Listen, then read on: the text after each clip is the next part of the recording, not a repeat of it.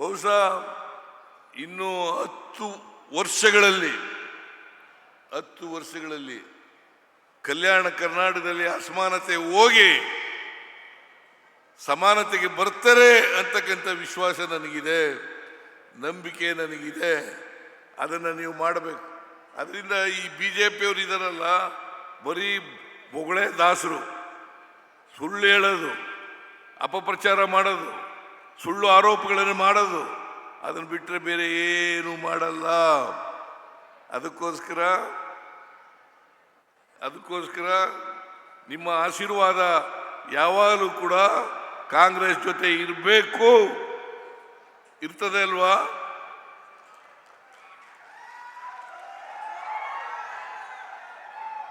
ಇರ್ತದೆ ಅಲ್ವಾ?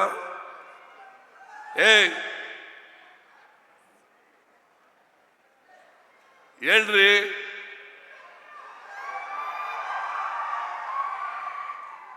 ಈಗಲೂ ಇದೆ, ಮುಂದೆನೂ ಕೂಡ ಇರಬೇಕು ಅಂತಕ್ಕಂಥ ಮನವಿಯನ್ನು ನಿಮ್ಮಲ್ಲಿ ಮಾಡಲಿಕ್ಕೆ ಬಯಸ್ತಾ ಇದ್ದೇನೆ. ಅದರಿಂದ 371J ಇವತ್ತು ಆಗಿದ್ರೆ ಅದಕ್ಕೆ ಕಾರಣ ಮಲ್ಲಿಕಾರ್ಜುನ ಖರ್ಗೆ ಅವರು, ಧರ್ಮಸಿಂಗ್ ಅವರು ಕಾರಣ ಅಂತಕ್ಕಂಥ ಮಾತುಗಳನ್ನು ಹೇಳಲಿಕ್ಕೆ ಬಯಸ್ತೇನೆ. ಇದಕ್ಕೆ ಕಾಂಗ್ರೆಸ್ನ ನಾಯಕರು ಕಾರಣ ಅಂತಕ್ಕಂಥ ಮಾತುಗಳನ್ನು ಈ ಸಂದರ್ಭದಲ್ಲಿ ಹೇಳಲಿಕ್ಕೆ ಬಯಸ್ತಾ ಇದೆ.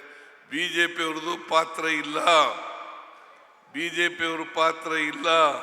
ದಯಮಾಡಿ ಇದನ್ನು ಅರ್ಥ ಮಾಡ್ಕೋಬೇಕು ಅಂತಕ್ಕಂಥ ಮಾತುಗಳನ್ನು ಹೇಳಲಿಕ್ಕೆ ಬಯಸ್ತಾ ಇದ್ದೇನೆ. ನಾವು ರಾಜ್ಯದಲ್ಲಿ ಅಸಮಾನತೆಯನ್ನು ತೊಡೆದಾಕಬೇಕು ಅಂತ SM ಕೃಷ್ಣ ಅವರ ಕಾಲದಲ್ಲಿ ನಂಜುಂಡಪ್ಪನವರ ಆಯೋಗ ರಚನೆ ಆಗಿತ್ತು. ಅವರು ವರದಿ ಕೊಟ್ಟಿದ್ರು 2002ರಲ್ಲಿ. ವರದಿ ಕೊಟ್ಟ ಮೇಲೆ ಅವರು ಹೇಳಿದಂಥ ಶಿಫಾರಸುಗಳನ್ನೆಲ್ಲ ಜಾರಿ ಮಾಡಿದ್ದೀವಿ.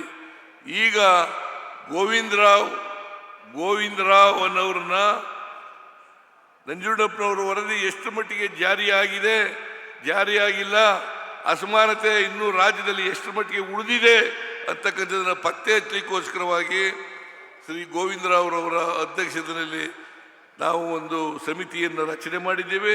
ಬಹುಶಃ ಅವರು ಈ ತಿಂಗಳು ಅಥವಾ ಮುಂದಿನ ತಿಂಗಳು ವರದಿಯನ್ನು ಕೊಡ್ತಾರೆ ಅಂತಕ್ಕಂಥ ವಿಶ್ವಾಸ ಇದೆ.